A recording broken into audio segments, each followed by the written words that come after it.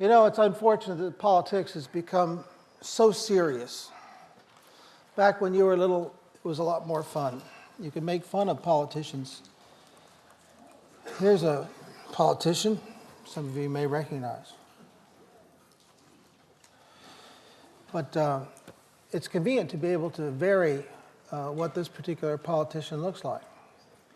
For example, we can go from cookie baker to radical. We can go from superwoman to bimbo, socialite. I like the socialite end of this. There she is. Or we can move the slider over the other way, get to bag lady, alert, asleep, sad, happy. How does that work? I don't know, but I bet by the end of this hour you'll know how that works. And not only that, you'll understand something about what it takes to recognize faces. It turns out that some theories of face recognition are based on the same principles that this program is based on. But you can kind of guess what's happening here.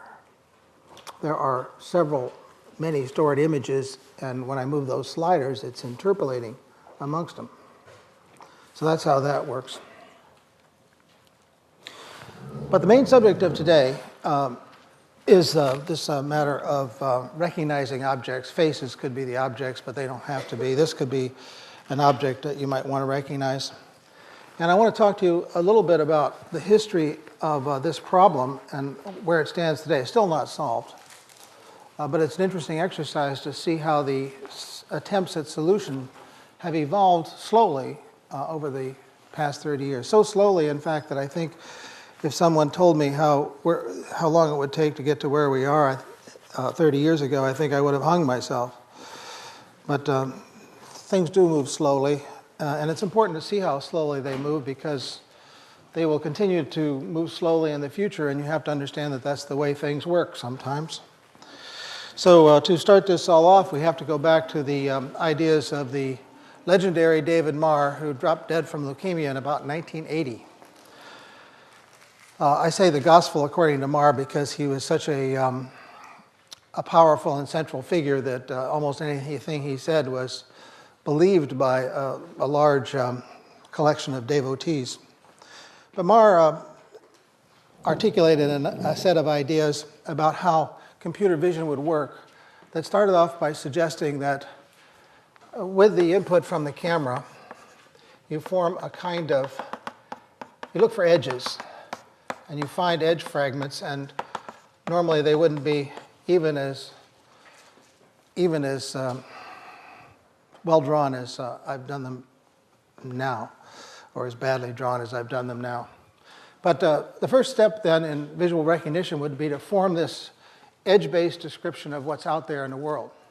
And Marr called that the primal sketch.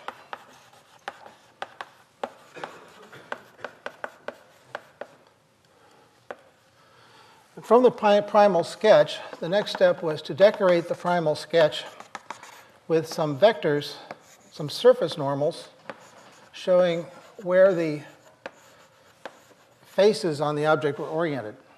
He called that the 2.5D sketch.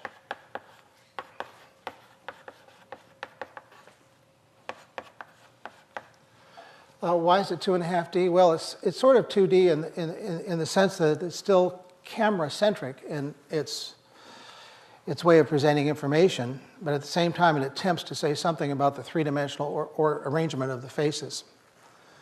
So the speculation was that you couldn't get to where you wanted to go in one step, so you needed several steps to get from the image to something that you could recognize. And the third step was to convert the 2.5D sketch into generalized cylinders.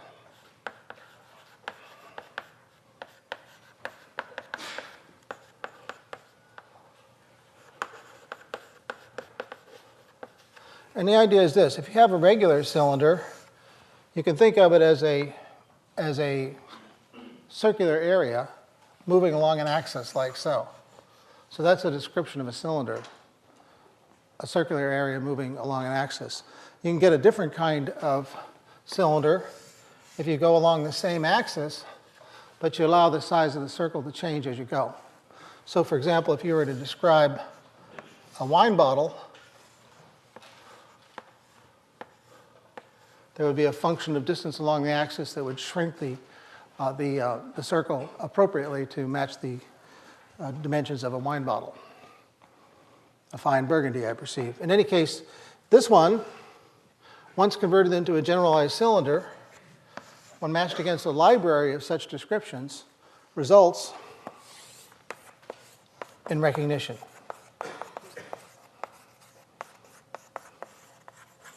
Great theory, based on the idea that you start off by looking at edges and you end up in several steps of transformation producing something that you can look up in a library of descriptions. Great idea. Trouble is, no one can make it work. It was too hard to do this. It was too hard to do that. And the generalized cylinders produced, if any, were too coarse. You couldn't tell the difference between a Ford and a Chevrolet or between a Volkswagen and a Cadillac because they're just too coarse. So although it was a great idea based on the idea that you have to do recognition in several transformations of representational apparatus, it just didn't work. So much later, maybe 15 years later or so, we get to the next part of our story, which is the alignment theories, most notably the one produced by Shimon Ullman, one of Marr's students. So the alignment theory of recognition is based on a very strange and exotic idea. It doesn't seem strange and exotic to mechanical engineers for a while because they're used to mechanical drawings. But here's the strange and miraculous idea. Imagine this object. You take 3 pictures of it. You can reconstruct any view of that object. Now, I have to be a little bit careful about how I say that. First of all, some of the vertexes are not visible in the views that you have. So of course you can't do anything with those. So let's say that we have a transparent object where you can see all the vertexes. If you have 3 pictures of that, you can reconstruct any view of that object. Now I have to be a little careful about how I say that because it's not true. What's true is you can produce any view of that in orthographic projection. So if you're close enough to the object that you get perspective, it doesn't work. But for the most part, you can neglect perspective after you get about 2.5 times as far away as the object is big, and you can presume that you've got orthographic projection. So that's a strange and exotic idea. But how can you make a recognition theory out of that? So let me show you. Here's one drawing of the object. I need 2 more. Oh, let's see. Let's have this one.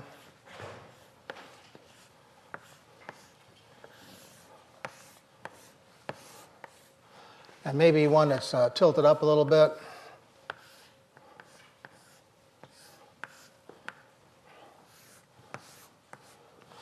It's important that these pictures not be just rotations in one axis because they wouldn't form what you might think of as a kind of basis set. So there are 3 pictures. We'll call them A, B, and C. And then we want a 4th picture, which will look like this. It doesn't have to be too precise. And we'll call that the unknown. Now what we really want to know is if the unknown is the same object that these 3 pictures were made from. So let me begin with an assertion. I'll need 4 colors of chalk to make this assertion. What I want to do is I want to pick a particular place on the object, like this one, and maybe the same place on this object over here. Those are corresponding places, right? So I can now write an equation that the x-coordinate of that unknown object is equal to oh, I don't know, alpha x sub a plus alpha plus beta, I mean, x sub b plus gamma x sub c plus some constant tau. Well, of course, that's obviously true because I'm letting you take those alpha, beta, gamma, and tau and make them anything you want. So although that's conspicuously obviously true, it's not interesting. So let me take another point. And of course, I can write the same equation down for this purple point.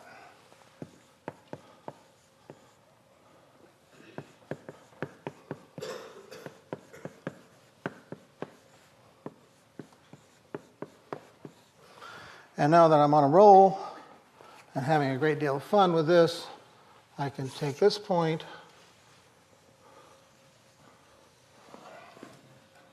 and make a blue equation.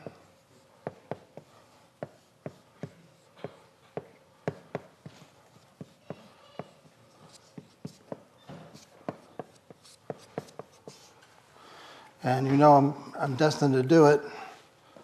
So I've got one more color. I might as well use it. Let's just make sure I've got something that works here. That's this one. That's this one. I hope I've got these correspondences right. Have I got one off? Which color? Okay, so this one goes with this one, goes with this one. No, but is that one wrong? Oh, of course it's wrong. Excuse me. Goes down here. Right? And then this one is off as well. I wouldn't get a very good recognition scheme if I can't get those correspondences right, which is one of the lessons of today. Okay, now I've got them right, and now that equation is correct. I think I've got this one right already, so now I can just write that down. I'm on a roll. I'm just copying this.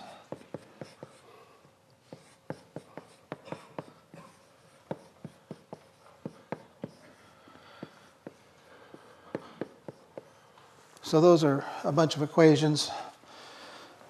And now the astonishing part is that I can choose alpha, beta, gamma, and tau to be all the same. That is, there's one set of alpha, beta, gamma, and tau that works for everything, for all 4 points. So you look at that puzzled, and that's okay to be puzzled because I certainly haven't proved it, I'm asserting it. But right away there's something interesting about this, and that is that the relationship between the points on the unknown object and the points in the stored library of images are related linearly. That's true because it's orthographic projection. Linearly related. So I can generate the points in some fourth object from the points in 3 sample objects with linear operations. Christopher? Is that the x-coordinate of It's the x-coordinate. Each of those x-coordinates, Christopher asked about the x-coordinates. Each of these x-coordinates are meant to be color-coded. It gets a little complicated with the notation and stuff. So that's the reason I'm color encoding the coordinates. So the orange x sub u is the x-coordinate of that particular point. In 3D, no, not in 3D space, in the image. So it's a 2D projection of it. It's a 2D projection of it, an orthographic projection. Okay? So we're looking at drawings, and those coordinates over there are the 2-dimensional coordinates in the drawing, just as if it were on your retina.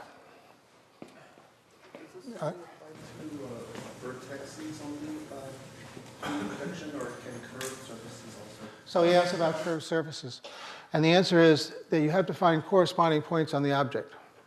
So if you had if you have a totally curved surface and you can't identify any corresponding points, you lose. But if you consider our faces, there are some obvious points, even though our faces are not by any means flat like these objects. We have the tip of our nose and the center of our eyeballs and so on. So if that's true, what does that mean about recovering alpha, beta, gamma, and tau? Can we find them? Madeline, what do you think? How do we go about finding them? You're nodding your head in the right direction. Splendid. It's 4 equations and 4 unknowns. 4 linear equations and 4 unknowns. So obviously you can solve for alpha, beta, gamma, and tau if you know that these equations are correct. So how does that help us with recognition? It helps us with recognition because we can take another point. Let me say this square point here and this corresponding square point here and this corresponding square point here. And what can we do with those 3 points now? We've got alpha, beta, gamma, and tau, so we can predict where it's going to be in the 4th image. So we can predict that that square point is going to be right there, and if it isn't, we are highly suspicious about whether this object is the kind of object we think it is. So you look at me in disbelief. You'd like me to demonstrate this, I imagine. Okay. Let me see if I can demonstrate this.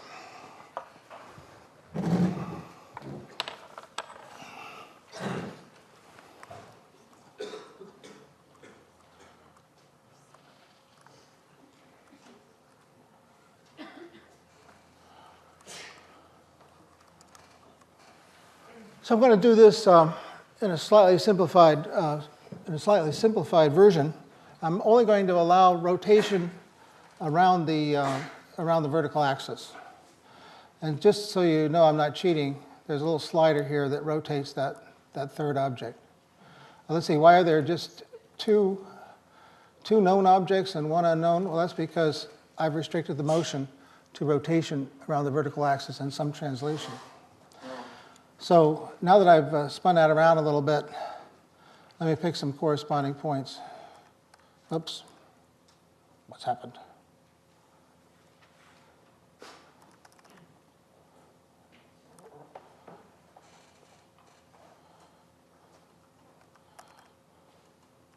Well, let me run that by again.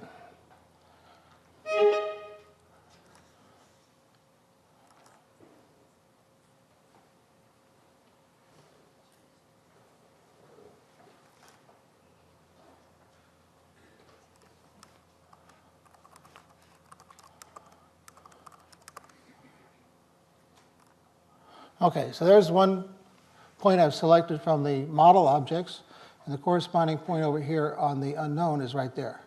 I'm going to be a little off, but that's okay. So let me pick that one, and then that corresponds to this one. Krishna, would you like me to specify a point so people know? No, I'm cheating. No, I'm not cheating. Pick a point. Pick a point, Krishna. The right. The right? Yeah. This one? Yep. Oops, I've got to pick it on the model first. Now I'll pick it over here. Boom. So all the points are where they're supposed to be. Isn't that cool? Well, let's suppose that the unknown is something else. This is a carefully selected object because the points are all the correct positions vertically, but they're not necessarily the correct positions in the other 2 dimensions. So let me pick this point, and this point, and this point, and this point. And Krishna had me pick this point. So let me pick this point. So if it thinks that the unknown is one of these obelisk objects, then we would expect to see all of the corresponding points correctly identified. But boom, all the points are off. So it seems to work in this particular example. I find the alpha and beta using 2 images, and I predict the locations of the other points, and I determine whether those positions are correct, and if they are correct, then I have a pretty good idea that I have, in fact, identified the object on the right as either an obelisk or an organ, depending on which of the model choices and the unknown choices I've selected. So the only thing I have left to do is to demonstrate that what I said about this is true. So I'm going to actually demonstrate that what I said about this is true using the configuration in this demonstration, because it's much too hard for me to remember matrix transformations for generalized rotation around in 3 dimensions. So here's how it's going to work. The z-axis is going up that way, or it's going to be pointing toward you. And what I'm going to do is I'm going to rotate around this axis. And what I want to do is I want to find out how the x-coordinate in the image of the points move as I do that rotation. So here's the x-axis. This is the coordinate that you can see. Here is the y-axis. That's in depth, so you can't tell how far away it is. And the z-axis, x, y, z-axis must be pointing out that way toward you. So now I'm going to consider just a single point on the object and see what happens to it. So I'm going to say to myself, let's put it in some kind of standard, let's put the object in some kind of standard position. I don't care what it is, but it can be just random, just spinning around. Some position. We'll call that the standard position, S, and that means that the x-coordinate of the standard position is x sub s, and the y-coordinate of the standard position is y sub s. And now I'm going to rotate the object 3 times. Once to form the A picture, once to form the B picture, and once to form the C picture. And you can make those choices. You don't have to depend. Those can be anything, right? So let's say that the A picture is out here. So that's x. That's the A picture. The B picture is out here, and the unknown is up that way. And so what I want to know depends on these vectors. We'll call that theta sub A, and this is theta sub B. Oops. Yeah, that's theta sub B. And this one is theta sub U. So I would like to know how x sub A depends on x sub s and y sub s. And I can never remember how to do that because I can never remember the transformation equations for rotation. So I have to figure it out every time. And this is no exception. So what I'm going to say is that this vector that goes out to S consists of 2 pieces. There's the x part and the y part. And I know that I can rotate this vector by alpha sub A by rotating this vector and rotating that vector and adding up the results, right? So if I rotate this vector by alpha sub A, then the contribution of that to the x-coordinate of A is going to be given by the cosine of theta sub A multiplied by x sub s. Right? So you can just exaggerate that motion and say, well, if I pitch it up that way, then the projection down on the x-axis is going to be this length of the vector times the cosine of the angle. All right? Now there's also going to be a dependence on y sub s. Let's figure out what that's going to be. I've got this vector here, and I'm going to rotate it by theta sub A as well. If I rotate that by theta sub A and see what the projection is on the x-axis, that's going to be given by the sine of the angle, right? But it's going the wrong way, so I have to subtract it off. So that's how I don't have to remember what the signs are in these equations.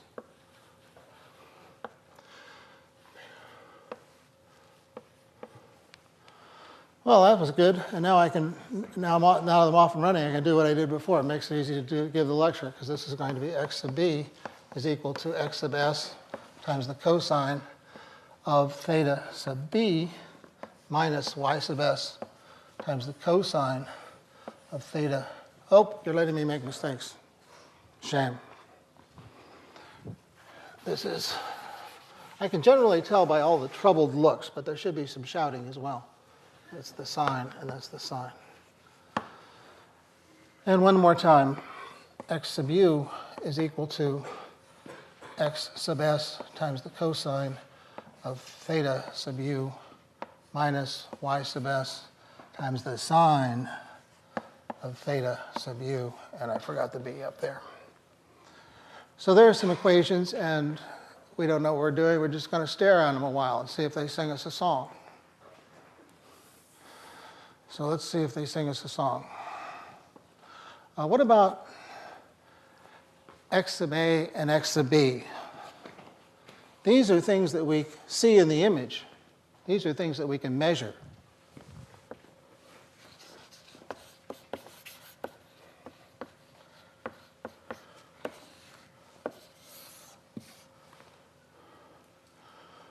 What about all those cosines and sines, and theta a's and theta b's? Well, we have no idea what they are, but one thing is clear. They're true for all of the points on the object. Because when we rotate the object around by angle theta, we're rotating all of the points the same, but through the same angle, right? So with respect to any particular view of the object, here we are in the standard position. Here we are in position A. The vectors to all of the points on the object are rotated by the same angle when we go from the standard position to the A position. So that means that for all of the images in this particular rendering with a particular rotation by theta A, theta B, and theta U, those are constants.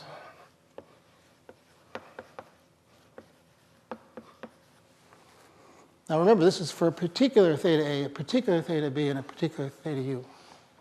As long as we're talking about all of the points for each of those rotations, those angles and cosines are going to be the same for all possible points on the object. Okay, so now we go back to our high school algebra experts and we say, look at these first two equations. We can get rid of, we can express, we got two equations in what we can now construe to be two unknowns. What are the unknowns that are left? We can measure A and B. Whatever the cosines are, they're the same for all the pictures. So if we treat those as constants, then we can solve for x sub s and y sub s. Right? We can solve for x sub s and y sub s in terms of x sub a and y and x sub b and a whole bunch of constants. But, I don't know, a whole bunch of constants. Let's see. We can gather up all of those cosines and ratios of sines and cosines and all that stuff.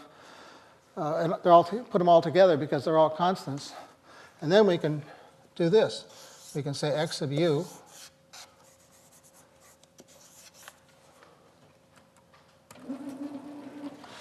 is equal to, well, it's going to depend on x sub a and x sub b. And by the time we wash or manipulate or screw around with all those cosines, we can say that the multiplier for x sub a is some constant alpha, and the multiplier for x sub b is some constant beta.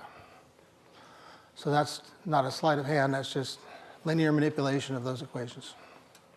And that's what we wanted to show. That for orthographic projection, which this is, there's no perspective involved here, we're just taking the projection along the x-axis. For that kind of projection, then we can demonstrate for this simplified situation that that equation must hold. Now I want to give you a few puzzles because this stuff is so simple. Suppose I allow translation as well as rotation. What's going to happen? You just get the tau, basically Yeah, you add a constant tau, but what do we need to do in order to solve it? subtract that. I mean, you subtract two equations and then they... Let's see, now I've got three unknowns, right? I don't know tau, I don't know x sub s, and I don't know y sub s. So I need another equation. Where do I get the other equation?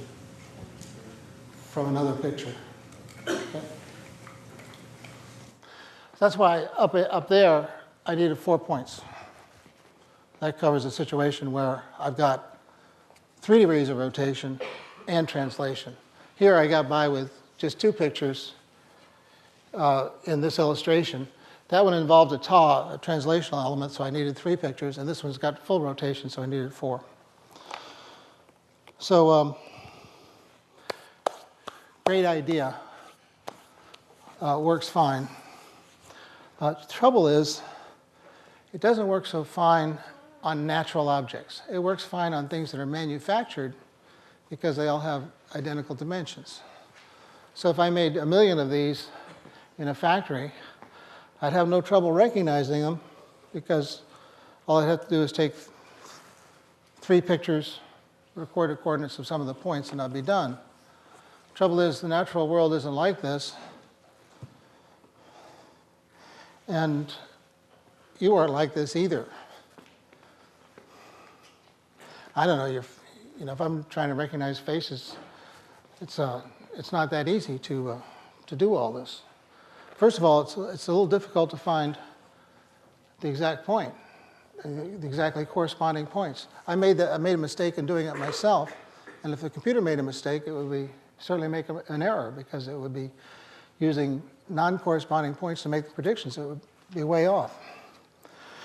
But this is still in the tradition of working from local features in the objects toward recognition.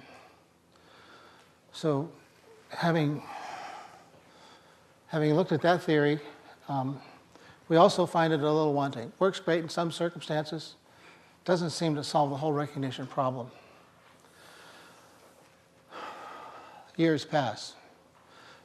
Shimon Ullman comes up with another theory that's not so much based on edge fragments or the location of particular features, but rather on correlation. Taking a picture of, say, Krishna's face, taking a picture of the whole class, and then using that as a kind of correlation mask, running it all over the picture of the class, seeing where it maximizes out. Now that's vague. I'll explain what I'm talking about with respect to correlation in a minute. But it's basically saying, if I have a picture of Krishna, where do I find him? I'll find him in one place. But you know what? Krishna doesn't look like anybody else. So I might not find any other faces. And if my objective is to find all the faces, then maybe that idea won't work either. Or to take another example, here's a dollar bill. We haven't had raises in quite a while, so this is my last one.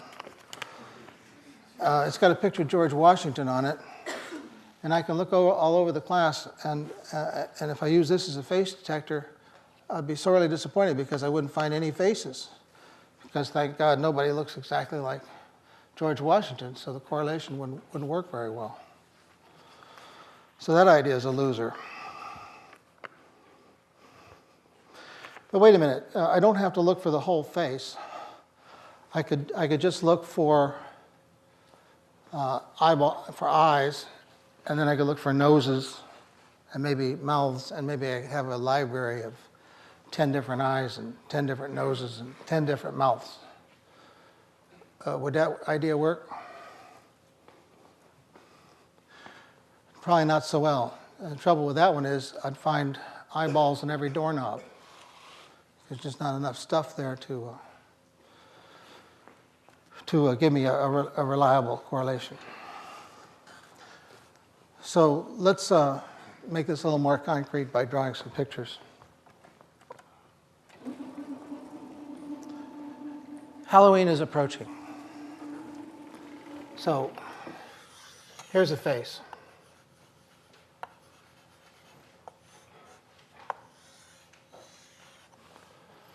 All right? Here's another face.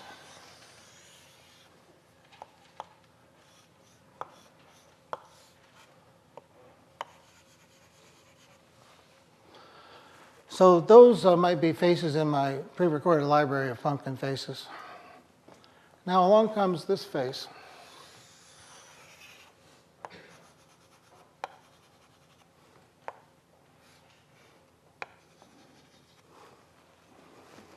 what's going to happen? Well, I don't know. Let's try yet another face.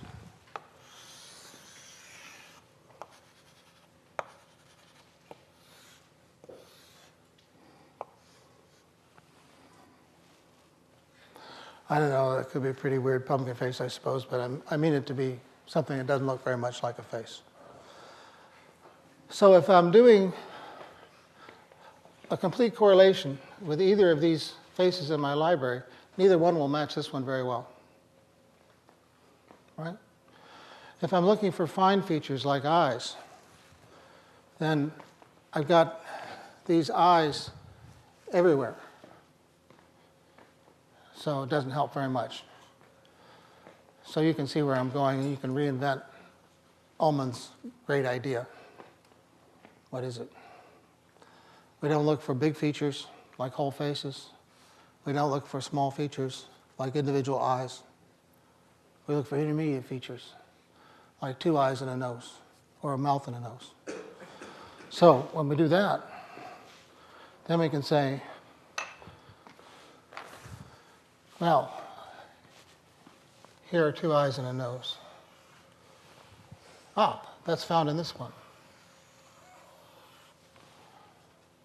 And what about the combination of that nose and that mouth? Oh, that's over here. But neither of those features can be found in the third image, in the fourth image. So that's the Goldilocks principle. When you're doing this sort of thing, you want things that are not too small, not too big. I've got the Rumpelstiltskin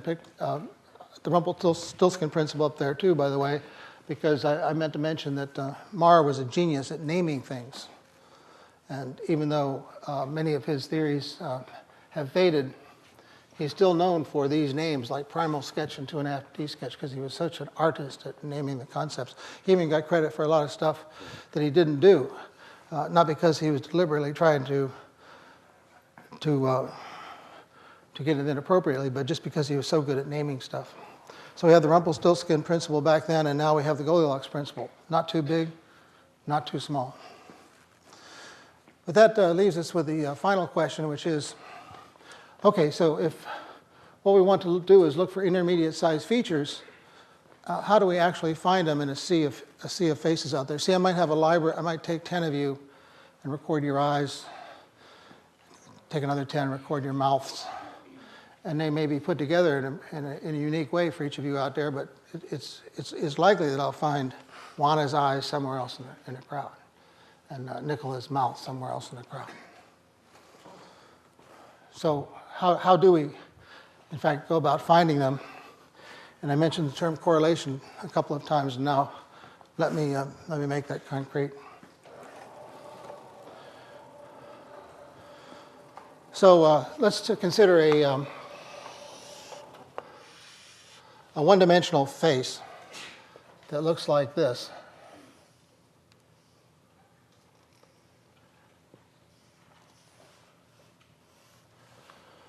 It's just a signal. And I'm going to consider a one-dimensional image. And in that one-dimensional image,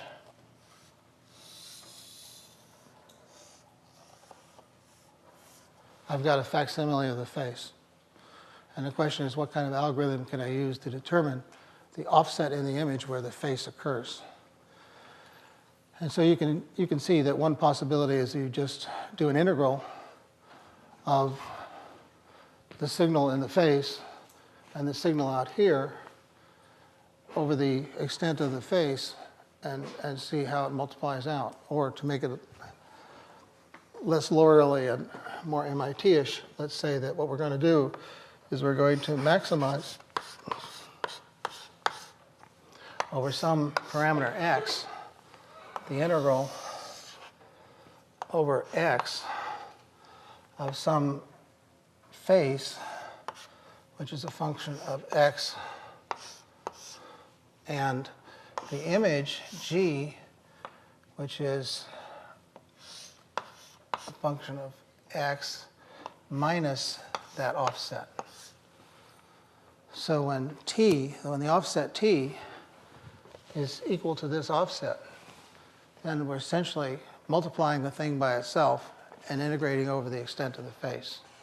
And that gives you a very big number if they're lined up, and a very small number if they're not. And it's even true if we add a whole lot of noise to the images. But these are images, they're not one-dimensional, but that's okay. It's easy enough to make a modification here.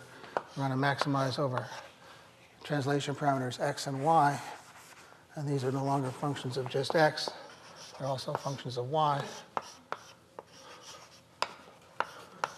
like so. All right, so that's basically how it works. And we won't go into details about normalization and all that sort of thing, because that's the stuff of which other courses remain the custodians. So would you like to see a demonstration? Okay.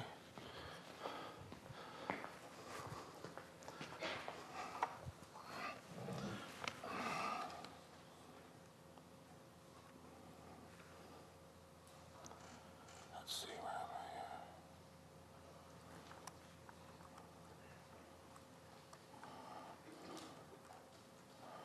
All right, so without realizing it, Nicola and Erica have loaned us their pictures, and they are embedded in that big field of noise. And it's pretty easy to pick out Erica and Nicola, right? Because we are actually pretty good at picking faces out of these images. So let's add some noise. It's a little harder now. What I'm going to do is I'm going to run this correlation program over this whole image using Nicola's face as a mask and seeing where the correlation peaks up in spite of all the noise that's in there.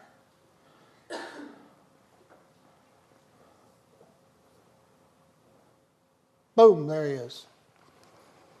Okay? I don't know, maybe we can find Erica too. I forgot where she was. I can't find her. There she is. Unfortunately, the parameters aren't very good here. Do you see that? Do you see that? Let me get another version of this. Just do some. Should we do some real-time programming?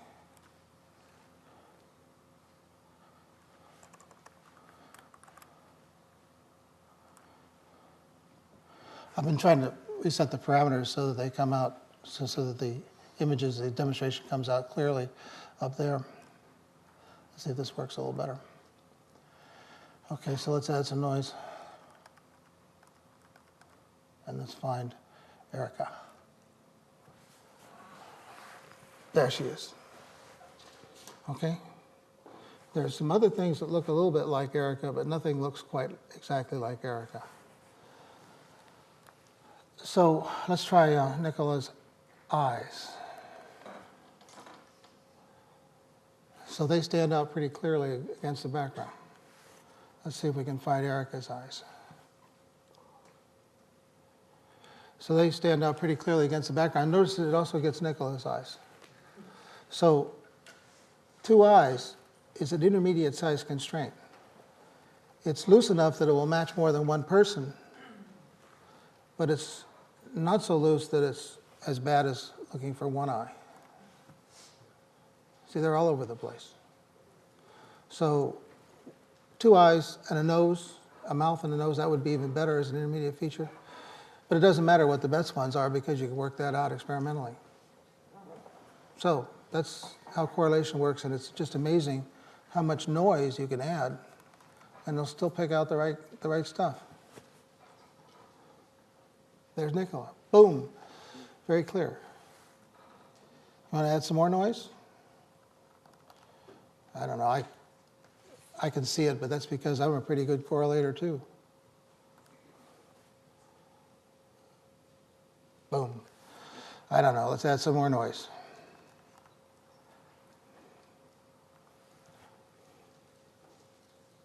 It's just hell hard to get rid of it. I mean, it's just amazing how well it picks it up. That's good. That's cool. Now, how could you, but this, the reason that this is 30 years and we're still not done is there's still some questions. This is recognizing stuff straight on. How is it I can recognize you in the hall from the side? Nobody knows. One possibility is that you have an ability to make those transformations. If so, then that alignment theory has a role to play. Another theory is that, well, after I've seen you once, I can watch you turn your head and keep recording what you look like at all possible angles. That would work. Trouble is there enough stuff in there? Maybe. We don't know. What would it take to break this mechanism? Well, I don't know. Let's see if we can break the mechanism.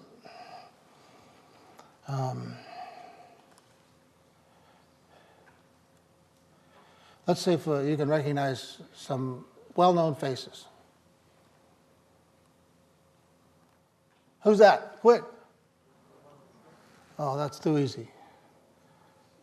Well, we'll see if we can make some harder ones. Yeah, that's Obama. Who's this? Oh, boy, you're really good at this. That's Bush. How about this guy?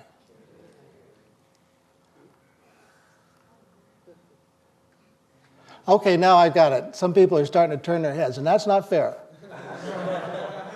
That's not fair. Because you see, what's happened is that if this kind of pumpkin theory is correct, then when you turn the face upside down, you lose the correlation of those features that have vertical components. So if you have two eyes and a nose, they won't match two eyes and a nose when they're turned upside down. Well, let's see. I'll try some more. Who's that? Gorbachev. Who said that? Leonid, where are you? It's Gorbachev, right? You can recognize him because of that little birthmark on his top of his head. One more. Who's? Oh, that's easy, right? Who's it? That's Clinton. How about this one?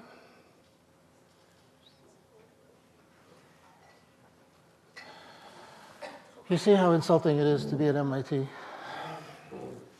That's me. And you didn't even know. Oh, God.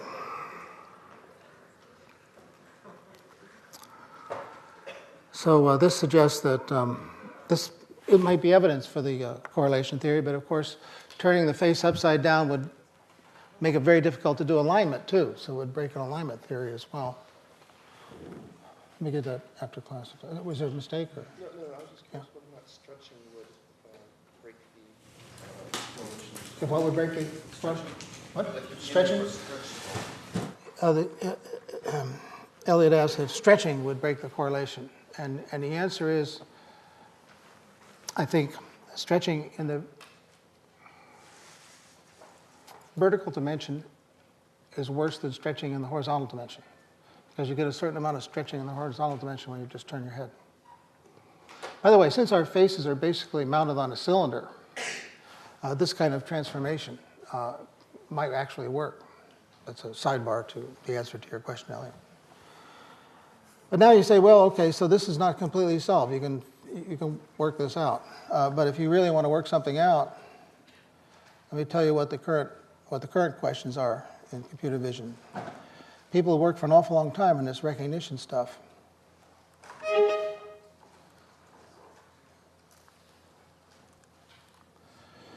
And to my mind, have neglected the more serious questions. And the more serious questions are, how do you visually determine what's happening? If you could write a program that would reliably determine when these verbs are happening in your field of view, I will sign your PhD thesis tomorrow. There are 48 of them there, and that is today's challenge. But since we're short on time, I want to skip over that and perform an experiment on you. I want you to tell me what I'm doing. So the best single word answer is Manasa? Okay, this is not a trick question. Okay, the best single word answer.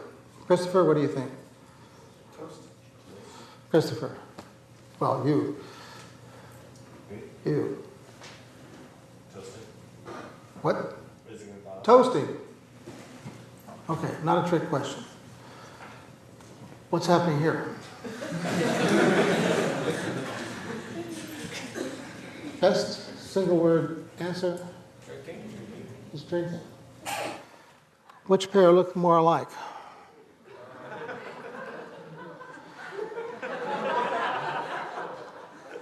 So that cat is drinking, and nobody has any trouble recognizing that.